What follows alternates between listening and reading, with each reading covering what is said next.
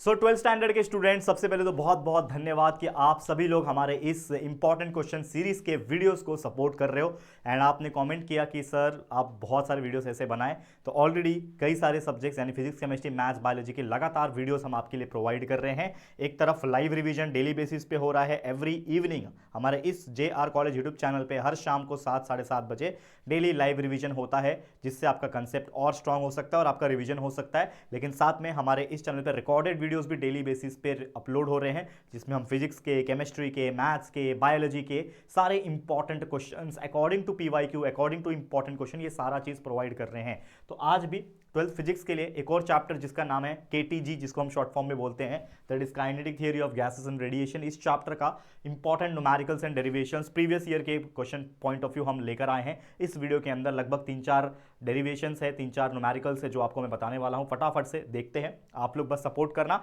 और कमेंट करना कि यस सर आप इस सीरीज को कंटिन्यू करो। अगर आपको चाहिए तो मैं कंटिन्यू करूंगा, अगर आप रिस्पांस नहीं दिखाओगे तो यार मेरे को फिर बंद करना पड़ेगा। तो जरूर से कमेंट करना कि यस सर आप लेकर आओ, हम आपका सपोर्ट करेंगे। ऐसा कमेंट करना, मैं आपके लिए ऐसे ही आगे भी कमेंट करके मतलब वीडियोस जो है बनाता रहूंगा। तो प्लीज सपोर्ट अस, ठीक है।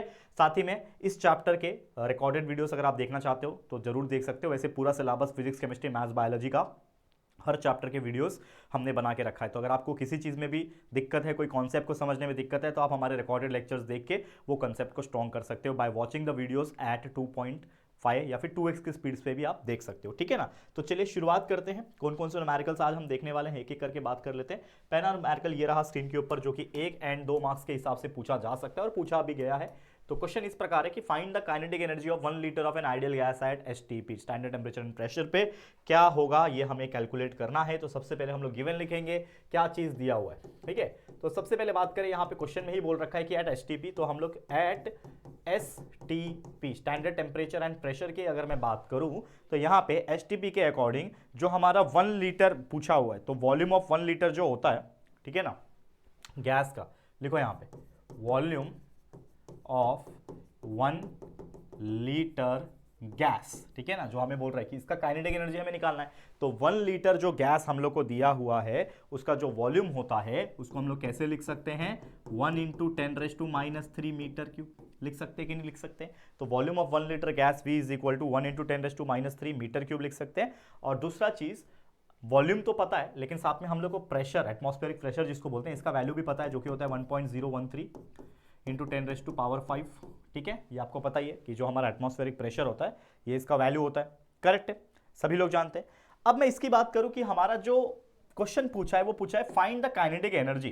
तो if we want to calculate the kinetic energy we know a formula, एक फॉर्मूला हम जानते हैं जो कि शायद आपने डेरिवेशंस के दौरान भी पढ़ा होगा कि काइनेटिक एनर्जी जो होता है वो होता है दोस्तों 3/2 मल्टीप्लाई बाय PV।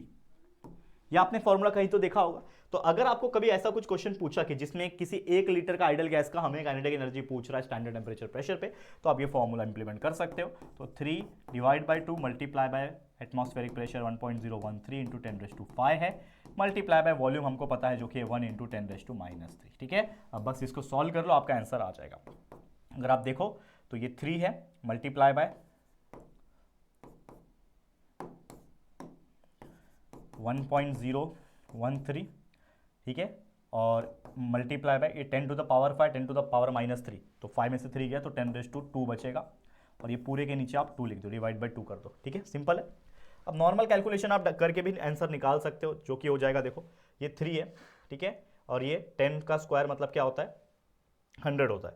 तो आप इसको ऐसा कर सकते हो कि 3 मल्टीप्लाई बाय 1.013 था, मल्टीप्लाई बाय 10 का स्क्वायर को आप 100 लिख सकते हो, नीचे डिवाइड बाय 2 है, और आप इसको कैंसिल कर सकते हो कि 2 1 2 होता है, 2 50 100 होता है।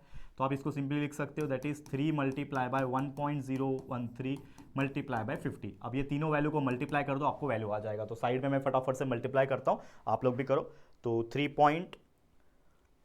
Multiply by 1.013 multiply by 50 is equal to 151.95 आ रहा है।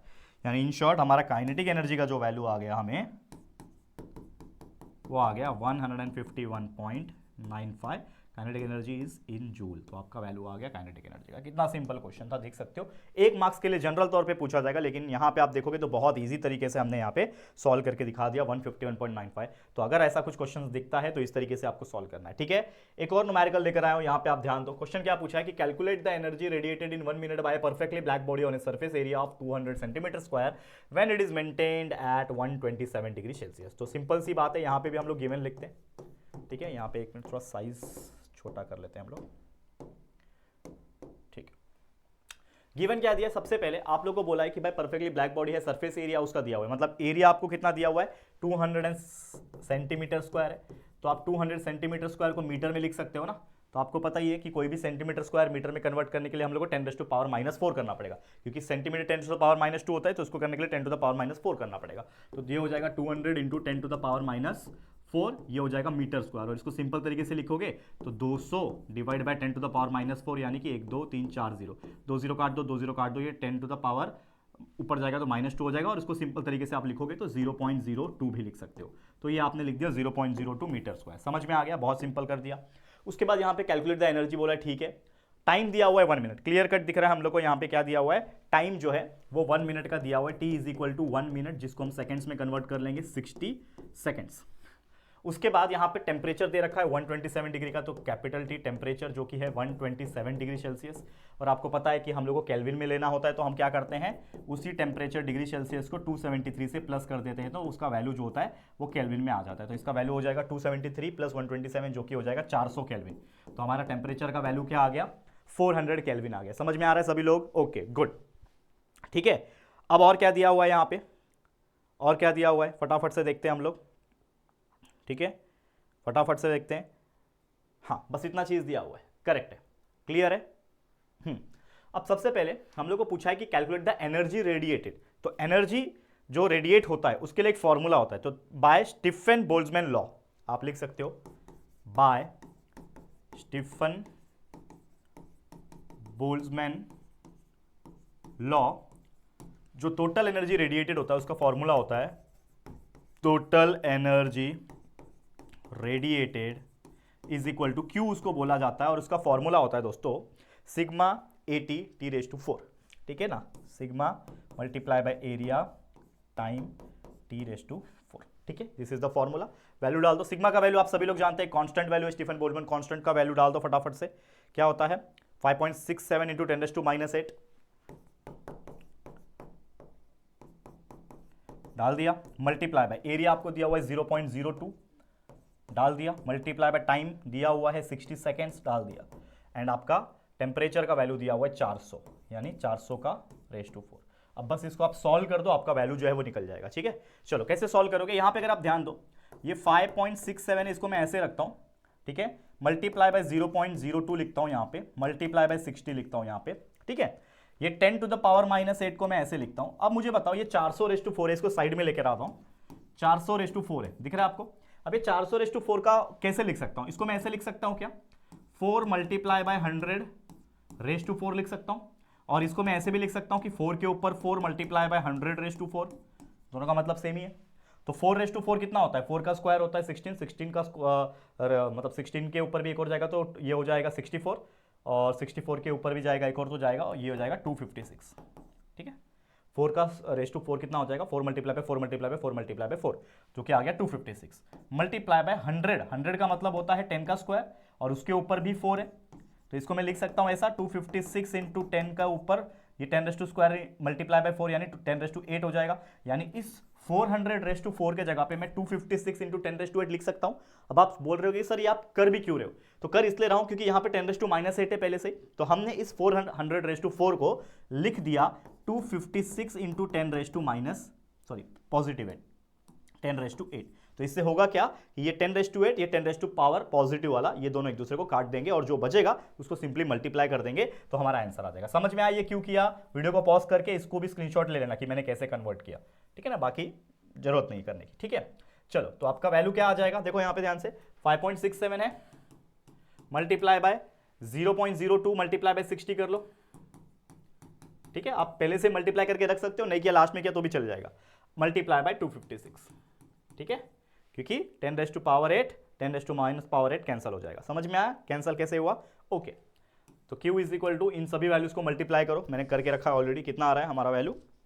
5.67 multiply by 0.02 multiply by 60 multiply by 256 is 1741.8 1741.8 and इसका यूनिट आएगा joule. This is the final answer. कितना इजी क्वेश्चन था, 2 मार्क्स के लिए पूछता है, आराम से आप निकाल सकते हो 2 में से 2 मार्क्स। समझ में आया? देख लो इसको अच्छी तरीके से और प्रैक्टिस कर लेना। ओके है, चले आगे बढ़े। एक और न्यूमेरिकल लेकर आया हूं, फटाफट से इसको भी देख लेते हैं। चलो ध्यान देना बच्चा, क्या है वो क्वेश्चन?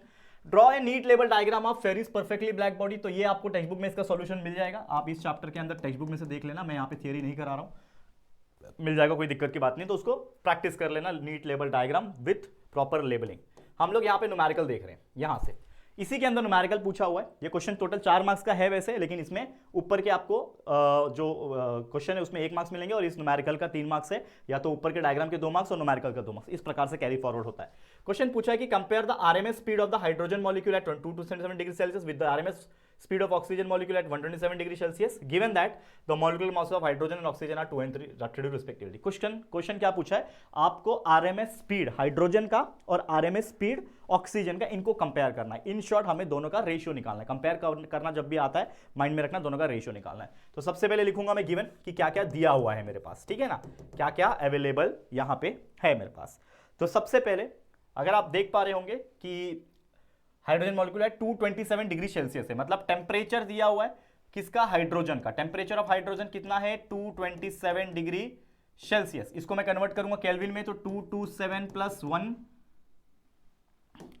273 कितना हो जाएगा? ये हो जाएगा 500 केल्विन, यानी temperature of hydrogen is 500 kelvin. Okay, temperature of oxygen कितना दिया हुआ है भाई? देखो यहाँ पे 127 degree Celsius is equal to कितना हो जाएगा? 127 प्लस 273 कितना हो जाएगा? ये हो जाएगा 400, करेक्ट है, 400 केल्विन हो गया। समझ में आ रहा है? इसके अलावा क्या दिया हुआ है? मॉलिक्यूलर मास दिया है, जिसके लिए m लिखूंगा। हाइड्रोजन का मॉलिक्यूलर मास दिया हुआ है कितना? 2 दिया हुआ है, और मॉलिक्यूलर मास ऑफ ऑक्सीजन भी दिया है, वो 32 है। ये 4 चीज फिलहाल में हमको दिख गया, गिवन में से लिख दिया, आधा मार्क्स इधर ही मिल गया। और क्या पूछा है? कंपेयर करने बोल रहा है, मतलब आरएमएस स्पीड आपको निकालना है। कम से कम इतना तो आपको समझ में आ गया कि आपको क्या निकालना है? आरएमएस स्पीड, वी से होता है स्पीड, इसको ऐसे लिख सकते हो आप, आरएमएस स्पीड ऑफ, सबसे पहले किसका निकालना है? हाइड्रोजन का, और उसको कंपेयर करना है आरएमएस स्पीड के साथ, मतलब रेशियो निकालना है आरएमएस स्पीड ऑफ ऑक्सीजन। ये आपको कैलकुलेट करना है। तो या तो आप इसका रेशियो निकाल दो, या तो अपॉन में निकाल दो, डिवाइड में निकाल दो ना, यानी RMS speed of hydrogen upon RMS speed of oxygen, बस आपका वैल्यू निकल जाएगा। तो सबसे पहले आपको आरएमएस स्पीड निकालने के लिए आपको आरएमएस स्पीड का फॉर्मूला पता होना चाहिए, ठीक है ना। तो we know that RMS speed का फॉर्मूला होता है 3RT अपॉन मॉलिक्यूलर मास। तो लिखो यहां पे वी नो आरएमएस स्पीड का जो बेसिक फॉर्मूला होता है वो होता है √3 multiply by R multiply bye T divide by molecular मास, ठीक है। ये फॉर्मूला याद रख लेना, ठीक है। अब मुझे पता है कि मुझे हाइड्रोजन और ऑक्सीजन दोनों का निकालना है, तो मैं एक एक करके लिख सकता हूं। कैसे लिखूंगा ध्यान देना। फॉर, ऐसा लिखता हूं यहां पे, मैं कलर चेंज करता हूं, लिखता हूं यहां पे फॉर हाइड्रोजन मैं लिख सकता हूं इसको VRMSH is equal to √3 multiply by R multiply by temperature of hydrogen, ठीक है, divide by molecular mass of hydrogen. इसको मान लेता हूं इक्वेशन नंबर 1। वैसे सेम मैं निकालता हूं फॉर ऑक्सीजन। ऑक्सीजन के लिए कैसे निकालूंगा?